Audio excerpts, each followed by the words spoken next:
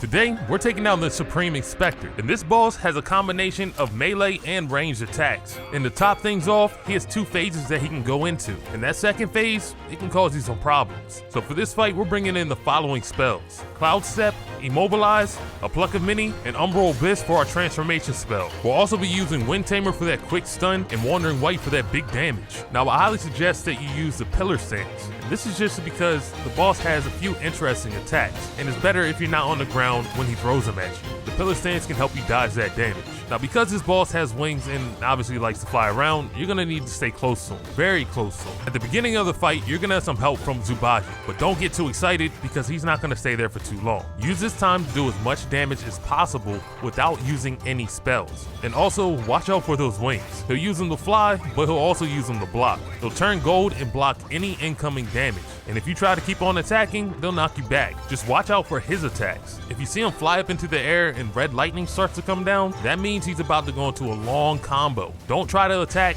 just dodge. Keep away and wait for him to finish. And you'll know when he's finished when the red lightning goes away. He'll also take a long pause when he lands, and that's your key indicator that it's your turn. Now when he is finished, hit him with Immobilize, call out a Pluck of Many, hit him with Wandering Wight, and basically just unleash and do as much damage as possible. Now when he starts blocking with his wings again, that's your key to back up and start to dodge. If you see lightning strike, just know that an attack is probably coming. If he gets close, hit him with Wind Tamer and stun him. It's also a good idea to use that spell while you have your minions out. It'll just give him more time to dish out that punishment. Now eventually he'll pull out a flaming wheel, and it'll be annoying because he'll ride that flaming wheel around the map, and you won't be able to do too much damage. It'll be his show until he decides when he's finished. And when he finishes, he'll finish strong. It'll be a well-telegraphed ground smash. Wait for this, and then you can start your attacks. Now, he might not put that wheel away, and if he doesn't, you may want to use your transformation spell. Go ahead and use your transformation spell just to tank that damage if you're having trouble dodging. Now, I would use the spell either way, just because you can try to get some hits in while he's on top of the wheel, and you don't have to worry about the game ending because your health bar goes all the way down. Now, on top of that, Umbral Abyss has a spell that can freeze the boss, and that's why we chose him. He has an ability called Cold Heart. It'll freeze the boss completely, then you can get some free attacks in. And when he unfreezes, follow that up with Immobilize.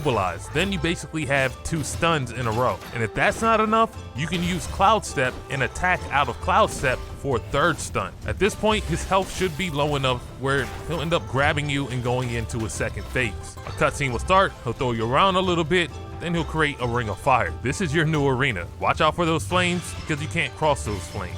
Now when the fight starts, I highly advise that you use Pillar Stance. It'll help you dodge some of the damage from the attacks that he throws at you. Now get used to using this stance because it'll get you out of some tight situations.